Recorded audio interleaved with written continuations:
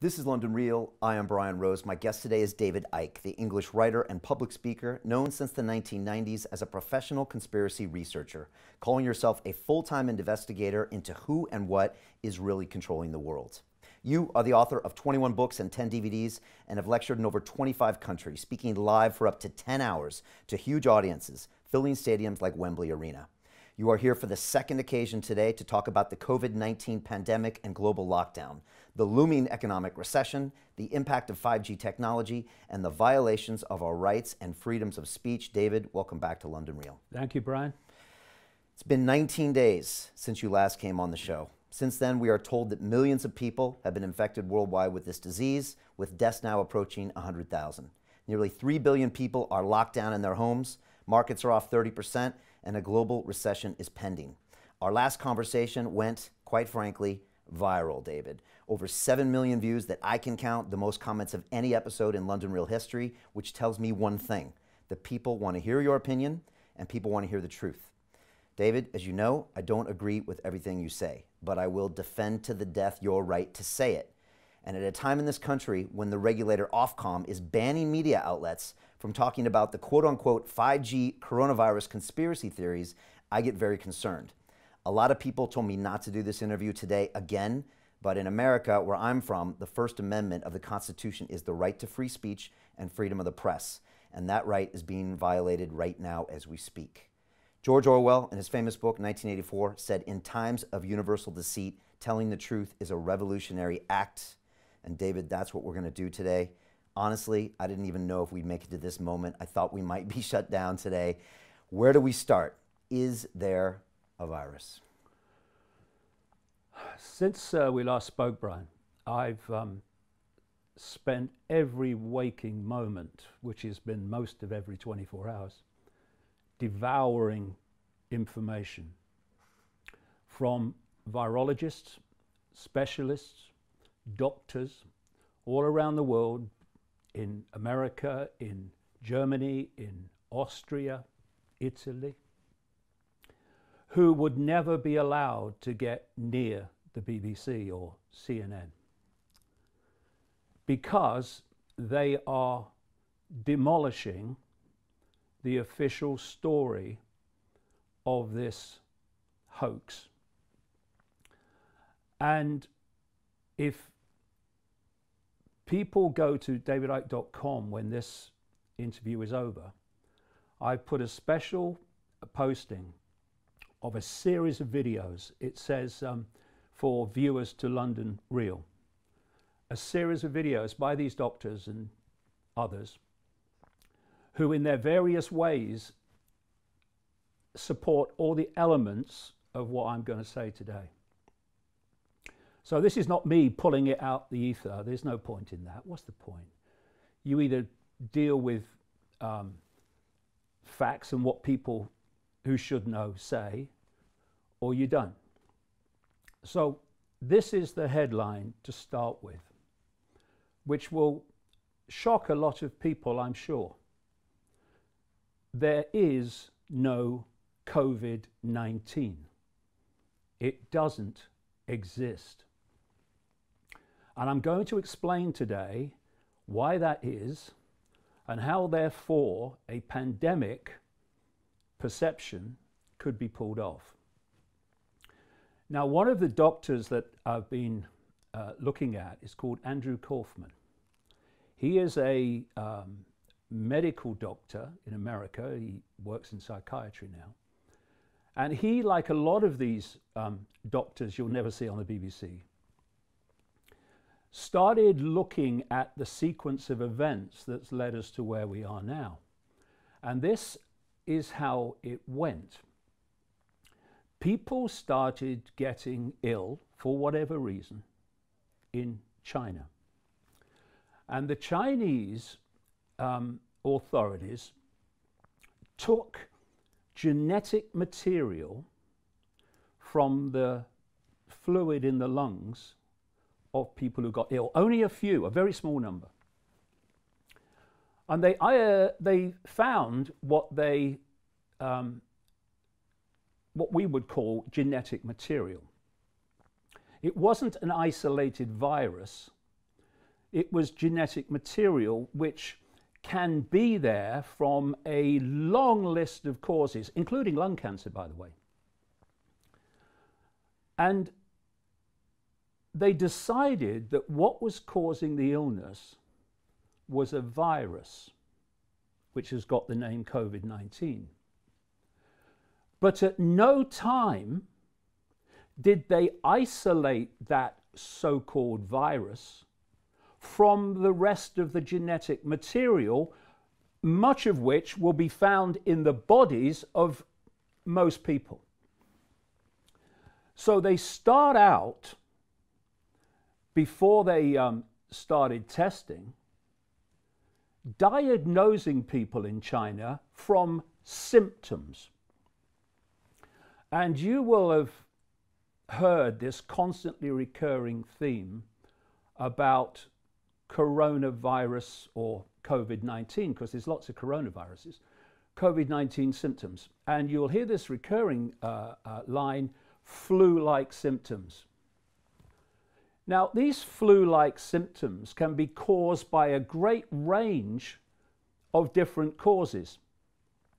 But they decided on symptoms, which could come from many different causes, that those symptoms were now COVID-19. So you had flu-like symptoms, COVID-19. COVID-19. And so the numbers got bigger and bigger.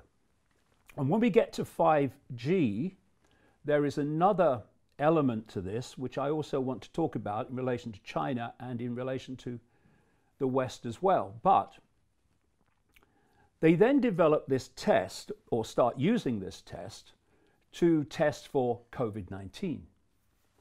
And it's called an RT-PCR test.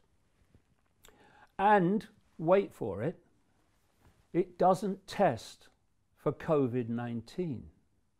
It tests for the genetic material, which has loads of different content, caused by many, many, many different possible causes. And if you test positive for the genetic material, not COVID-19, you are diagnosed to have COVID-19, and if you die, to have died from it. Now let's look at this RT-PCR test. It was developed, invented by a guy called Kary Mullis, a biochemist in America, in 1984.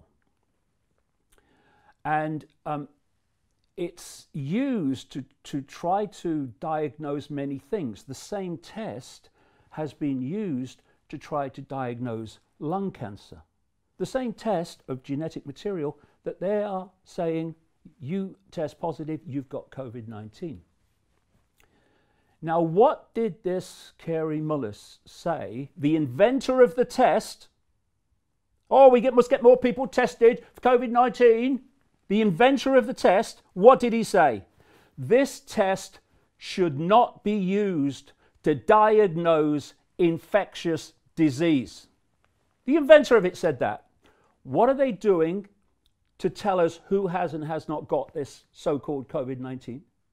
The test that he says shouldn't be used for that very thing. So you test for this genetic material and you've got COVID-19, but there's another part of this. What this test does is it amplifies the material. In other words, it makes it larger, keep it simple, and as it gets larger in the cycles of amplification, what you say is causing the disease gets bigger and you can see it more, or say you can. I'm going to come to that in a second. But all the other content of the genetic material also gets amplified. And loads of this genetic material is already in the body of virtually everybody. And this is how the test works. You can fix the figures so easy like this. You do, say, 30, 35 cycles of amplification, you're going to bring into the test positive a series of things within that genetic material that become there to be seen at that level. So you're going to get some positives, which you're going to call COVID-19, but you're going to get some negatives because you haven't brought all that material into the testing process. But you amplify the genetic material, say, I don't know, 60 times. You have brought so much of the content of the genetic material to be entering the test process that at that level of amplification, virtually everybody will test positive, because all the genetic material that's in most people's body will now be testing positive in the test through this greater amplification. This means that the number of cycles of amplification you use, say in different countries, dictates how many positive tests you get. And therefore, all you've got to do is increase the amplification. You're going to get more and more positives, and you're going to call them COVID-19. And amplification is how sensitive that test is. Imagine you've got something the size of a pin, symbolically, pinhead.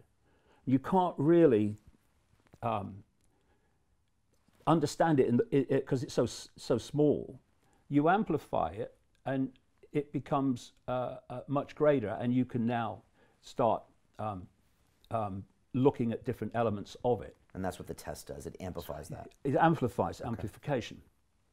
And another thing is that in 1890, a guy called Robert Koch, who was a bacteriologist and a physician, he developed something called the Koch postulates. And these were 4 criteria for proving that an agent, a so-called infectious agent, is the cause of what you say it is. This includes everyone who is subject to this agent has the same symptoms.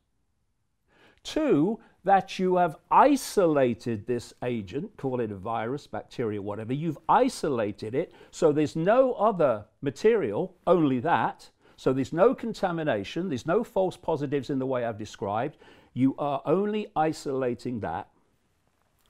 But when you take that and you, say, inject it into a living host, that host will get what you say that is causing. And when you've got that host, you are able, number 4, to take that material you say is causing the illness, the infectious illness, out of the person, and again inject it into someone else, and they will get it.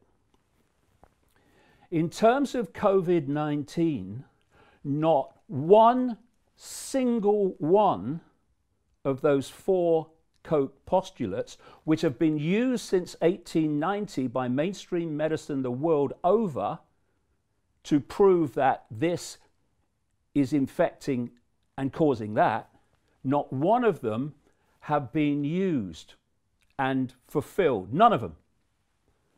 So then we come to something else that Andrew Kaufman identified, which was a tremendous piece of observation and research. You can see it in his video on deividu.com when this is over. What happens when a cell gets poisoned is it secretes something called exosomes. This is part of the natural, everyday immune system response to poison cells. And these exosomes, as they are released, and they're only released when the cell is poisoned, and it can be poisoned through many, many reasons. It can be toxicity, wait for this one, it can be poisoned through stress and fear. You imagine the stress and fear that's going on in the world now during this lockdown. It can be caused by disease, infection, and it can be caused by electromagnetic fields, which will become very relevant when we get into 5G. So these exosomes are released, and one of the roles of exosomes is poison cells warning other cells as they travel around, there's a problem. Get ready, look, there's a problem here. So all you have to do to get exosomes released is to have poison cells by these various reasons. What Kaufman started looking at was under the microscope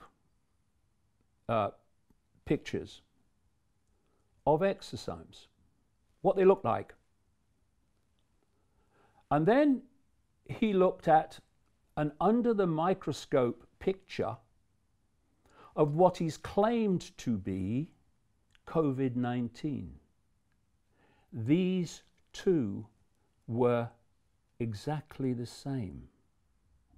He then starts looking at the genetic makeup of the exosomes, which you will find in the lung fluid of people who have problems with the lungs, because the problems are generating the release of exosomes.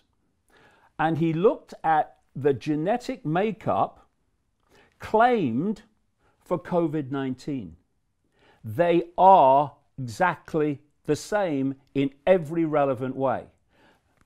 An exosome and so-called COVID-19 even lock into the same cell receptors as each other.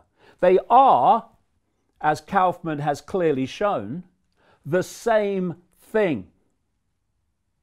So what's gone on here is they've taken a natural response mechanism of the body, immune system, to poisonous cells, and they've renamed it COVID-19. Now, this genetic material they've taken from the lungs of people, and what is the basis of this test, will contain, by its very nature, these exosomes. So they're finding a natural human immune system response mechanism, this secretion from poison cells, and they're calling it COVID-19.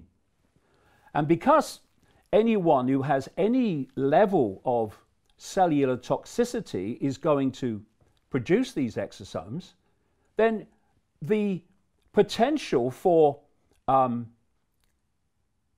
positive tests, yes, COVID-19, it's a pandemic, is endless. So what has happened is it was decided in China, and by the way, if you get deeper into this, and I hope we will later, about why this is being done, this global cult that I have been exposing for 30 years, that is pushing the world towards this global fascist Orwellian state, which I've been saying was coming for 30 years, hello, we're here, has no borders. It operates in every country in the shadows. Politicians are just here today, gone tomorrow. That's always there. China is one of its biggest centers, along with America, Israel, Britain, Germany, Italy. And so just follow this sequence through. They decide in China early on, and there's a 5G element to this, which I'll get into later, that it's a virus. They don't isolate the virus. They test it, or they diagnose it, first of all, only on symptoms. And then they start testing, and they use this test, which is testing for genetic material, not COVID-19. And then it starts moving out into the West. And Western doctors, nurses, medical professionals, etc., are told this COVID-19 is moving out. World Health Organization, it's a pandemic. And we'll get into who owns the World Health Organization later. And these are the symptoms. So what do they start doing? Anyone with flu-like symptoms now gets diagnosed COVID-19 purely on frickin' symptoms. And so the numbers start to go up. The problem is that this is supposed to be a deadly virus, but there's not enough people dying to justify that, that description. So this is what they start doing. Anyone who gets ill for any reason whatsoever, by the way, even falling down the frickin' stairs, and goes to hospital, they now get tested for COVID-19. Now, because they're testing for genetic material, which is in lots of people's bodies, they get lots of positives. And although they're in hospital for late-stage cancer, for heart disease and heart failure, and for other caused flu-like symptoms, if they've tested positive for COVID-19, when they die, they are diagnosed as having died, officially, from COVID-19. This is why you are having more and more people, families, loved ones, saying, my family member, whatever, has been diagnosed as having died from COVID-19, and they didn't. They died from this, they died from that. They've had it for ages. Great example. For people around the world watching this, there was one time a famous comedian called Eddie Large in a comedy duo called Little and Large. And Eddie Large has had a heart problem for a while, it seems. And he goes into hospital with heart failure. While he's in hospital, he gets diagnosed with COVID-19, of course, they tested him. And when he died, the wording in the papers, in the media, was that Eddie Large died in hospital after testing positive for COVID-19. He died of a failing heart. But COVID-19 will be the diagnosis, and the numbers keep going up. And you're saying the total numbers of deaths in the world has not changed anomalously, but we've reclassified them as COVID-19 because they tested positive. And you said the language is interesting because they don't say they died from COVID-19, they died from after testing positive to COVID-19. This is interesting. I've been making this point now for some many days. Watch the media language as they used with Eddie Large. Overwhelmingly, they're not saying that this person or this number have died from COVID-19. Very difficult to die from something you can't even prove exists.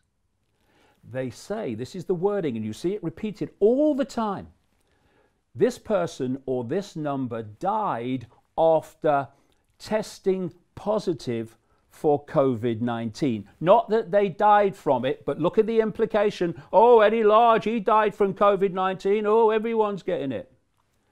And so you have control of the figures by the way you transfer symptoms from other causes to you've got COVID-19. You control the figures by the way you test, not for COVID-19, but for a genetic material. And you control the death figures by who you designate as died from COVID-19 when they've died from other things. You know, people are being designated to have died from COVID-19 who have late stage cancer. And here's a figure for you, Brian. This is official figures from the Italian medical establishment, what we would call in Britain the National Health Service. 99% of people who have died from COVID-19 in Italy, 99% have had 1, 2, 3 or more other health problems for which they were in hospital or for which they were suffering. And so it's so easy to take people dying of other things and to then designate them COVID-19. This is not to say all the nurses and all the doctors are in on it. You only need a hierarchy to say this is what you have to do, and they do it. This is how it works. And you mentioned something very important.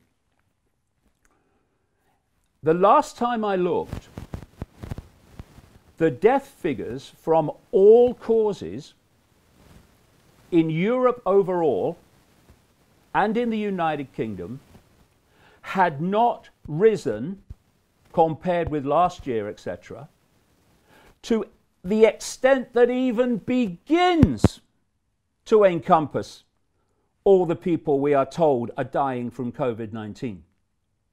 And the reason that is, but that could change for reasons I'll come to when we get to 5G, the reason that is vastly more people are not dying. They're being designated to have died from COVID-19 when they've died from other things. Now, let's look at Lombardy, which is the center of the Italian outbreak, which has been such a focus of attention, and the rest of Europe and the Western world has been frightened to death. Oh, we could be Italy next. Lombardy, which includes Milan, is notorious globally for its toxic, polluted air, just as Wuhan is and China is. And therefore, vastly more people die every year in Lombardy, not least from lung problems, than do in the rest of Italy. The last figures I saw, just a small few hundred, under 100,000 people died in a year in Lombardy. The next second place Italian region, Lazio, was 57,000. So you have an area of Italy where loads of people die, not least from lung disease, and you have tremendous potential, therefore, to make this diagnostic leap, which takes people dying of other things and makes it seem as if they've died from COVID-19. And therefore, you control the figures. And what you can do, you can test in a certain way, and you can diagnose in a certain way, and the figures go up. And then when you diagnose and test in a different way, maybe you reduce the number of cycles of amplification of this genetic material that you're using in the test, the figures go down. Have you noticed something, mate? We had in China this extraordinary reaction, the lockdown. They were building new hospitals in a week to 10 days to meet the absolute devastating crisis of this virus, right? In next to no time, by comparison with where they were, those hospitals are closed. The numbers have plummeted, they say. They're now starting flights. The economy is reopening. People are going back out on the streets. What happened suddenly to change all that? Because it was suddenly. But if you are testing people in a certain way and you're diagnosing people in a certain way, and we're going to bring 5G into this later on as well, then you change the diagnosis and you change the way you're testing. And what happens to the numbers? They frickin' plummet. Now, another aspect of this, Brian, which is sickening beyond belief, but I've seen enough evidence to see that it's true from people that have contacted me, and people have even said things on social media about, what's happened to their loved ones. They want, and when I say they, I mean this cult, which controls the pyramid of reaction. They obviously want as many dead people as possible that can be designated COVID-19, because that adds to this whole pandemic. And we're going to talk about why later. We are going to talk about why, because there's a very, very big and simple reason why, and it relates to why there's a lockdown at all. But what's clearly happening is that old people in hospital, for anything, first of all, they're being tested for COVID-19, this genetic material. And for reasons I've explained, they're going to, a lot of them are going to test positive. Not for the virus, for the genetic material. They're going to them, and according to loved ones and families, the people on the ward, etc., have said to them it's government policy. And they're trying to get these old people. You know the old people that the lockdown was to protect? Yeah, right. They're trying to get them to sign do not resuscitate forms, which means they can be allowed to die and not resuscitated. And when they die without resuscitation, they will be called COVID-19. Have you noticed how this is now starting to seep out? Oh, we may have to make choices about the triage, about who we treat, and the older people. Well, we're going to have to make some hard choices. Old people that you're telling not to resuscitate, to sign non-resuscitation forms, right? So they are despicably abusing the very old people that they say this lockdown is to protect. One of the family members that contacted me talked about her 83-year-old mother who was in hospital for an orthopedic reason. Not some bloody virus. And the doctors came along to her and tried to get her to sign a do not resuscitate form, for she's got an orthopedic problem. And, she had her faculties about her and she refused, but a lot of people won't, because a lot of old people won't. They won't know what's going on. And they're trying to get them to sign it so they can save the other people. That's what they say. That's what they say. But Orwellian language, Brian, you have to invert everything. They're getting them to sign it so that they can let them die. And everyone who dies is a COVID-19 because they've tested. This is the scam that's going on.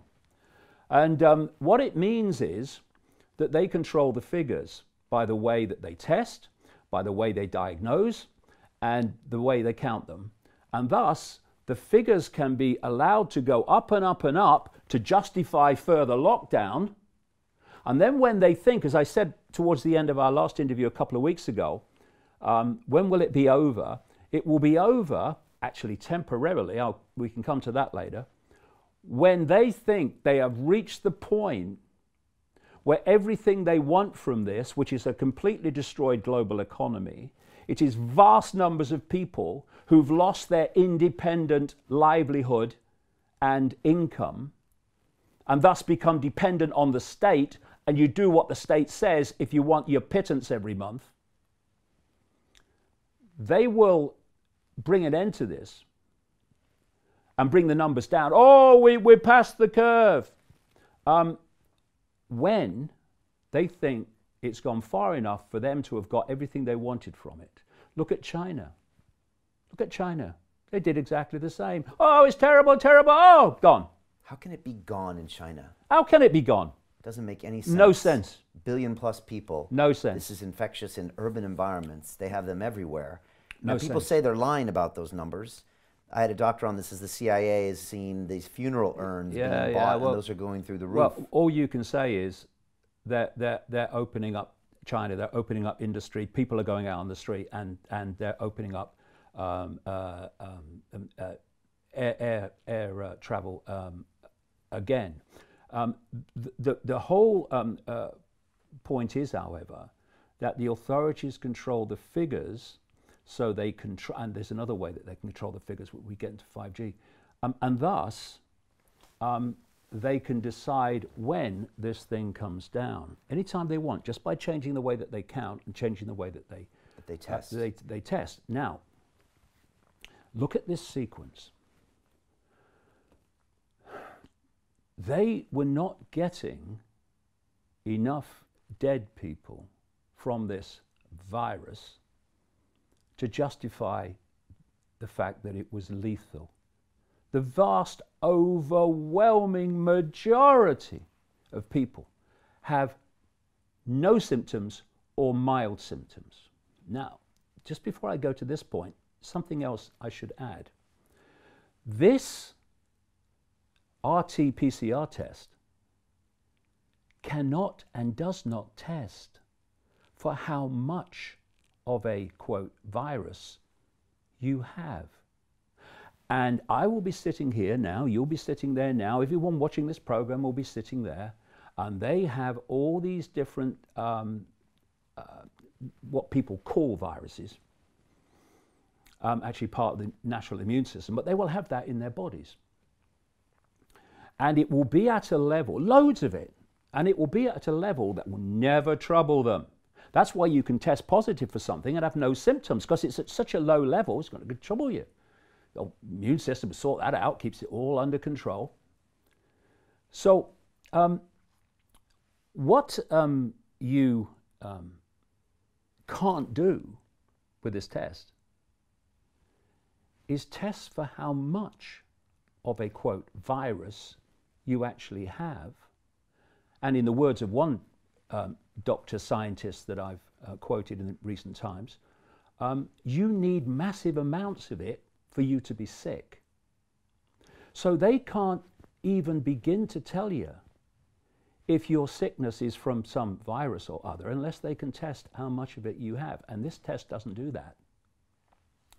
So you don't have enough dead people to justify the fact that this is lethal. But you want a lockdown. You want this lockdown for much greater reasons, which we'll come to. So what you do is you say, oh yeah, well, not that many people have died so far, but what's coming, have you noticed all around the world, that's what you're getting? Oh, wait for the surge. Well, the surge can come anytime they want to increase the way that they test and increase the way that they count the numbers. So they can create a surge, that's not a problem, or the illusion of one, but it's in the future. So along comes, in this country, and they also advised America too, and other countries in the same way, along comes, while Boris Johnson, the British Prime Minister, is saying, oh, there's no need for this, there's no need to shut the football down, you know, no, and there's no need to close the schools, you remember that? Along comes Imperial College. And Imperial College specialise in absolutely shite computer modelling. They have a terrible history for it over the years. You know the computer models that say the ice caps should have gone by now, right? Because we're all dying from global warming. How do you know? Because my computer model says so, right? So they computer modelled COVID-19. Particularly a guy called Professor Neil Ferguson, who should never, ever, in the entirety of his life, ever advise any government ever again. And he says, Mr. Johnson, 250,000 to 500,000 people could die in Britain of this virus. So now Johnson shuts himself because he's having people saying to him, you know, Boris, you know, this is what could happen, mate, if you don't lock it down, if you don't have social distancing and all that stuff. And you know something, mate, you're going to be blamed for it. Oh, massive change attack. And from, oh, look, we're not going to close the schools. We don't need to close the football, because the football wasn't shut down by Johnson. It was shut down by the football authorities. Suddenly, lockdown. And what they're doing all around the world, they're doing it in increments. Oh, a little bit, and they get people used to that. And then, oh, fiercer. And they're doing it in increments. And they plan, if we allow it, let's get into that later as well, they plan to push this on into more extremes. And so when the lockdown happens and everyone's basically under frickin' house arrest, he said, Ferguson, that 1 million, 2 million, whatever it was, Americans were going to die from this. 2.1 million. Yeah, right. 500,000 in the UK. Yeah, exactly.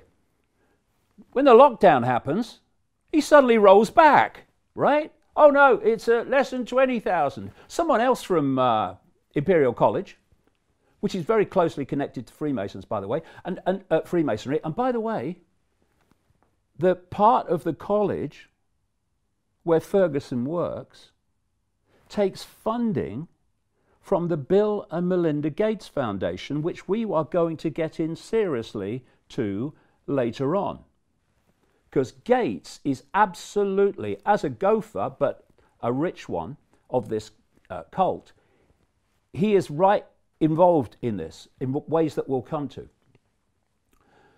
So now he's rolling it back, and someone else from Imperial College suddenly says, oh no, it could be 7,500 who'll die. Yeah, or even less. I heard like 5,700. Yeah, but the lockdowns happened.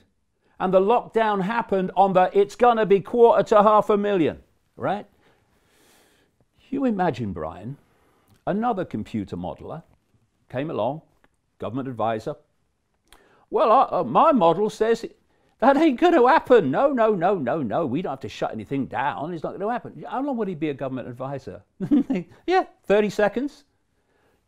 They get what they want to do what they want. And so we are now in this lockdown, and in a matter of days, weeks at most, we have gone from what people perceived as a free world to global fascism, global tyranny, in which a tiny, tiny few people have got billions, half the world's population, under house arrest.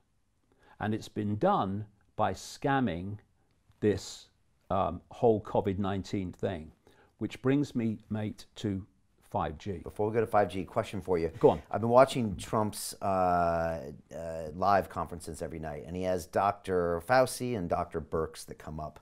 Are they aware that this test might not be accurate? Are they part of this, or are they just following the numbers? Oh, you tested? Okay. Oh, you tested? Then that's a death. Are they part of this, or are they just reacting as medical professionals and scientists? You'd have to do serious research into both of them to answer that question. But this is how it works.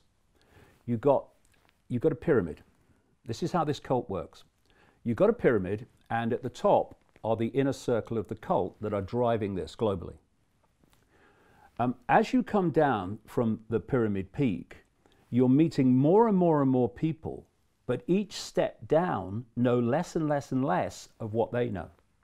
Because the only way that a few can manipulate the world as they do is by fierce compartmentalization, where people only know what they need to know to make their contribution without knowing how their contribution connects with their contribution and theirs and theirs and theirs, to create a very different picture to what they think they're actually part of.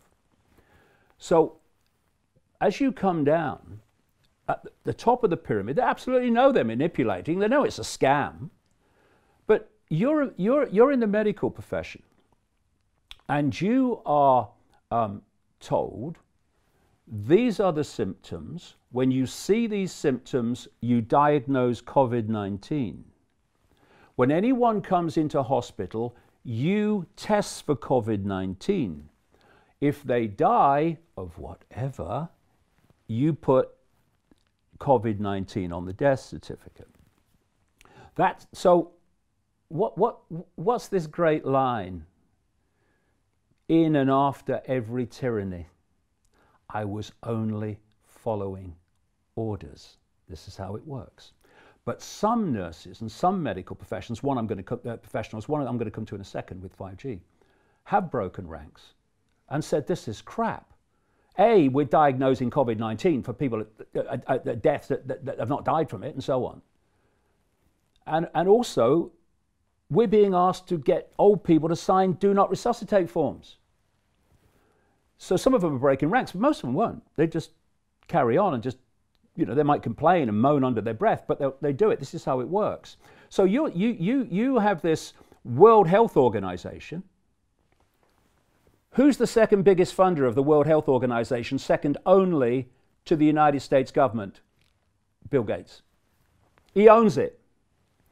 And so this Tedros, this guy from Ethiopia, from the Marxist human rights destroying government of Ethiopia, who was the health minister of Ethiopia and was caught out 3 times for covering up cholera epidemics, he's head of the World Health Organization for no other reason than he'll do what he's told.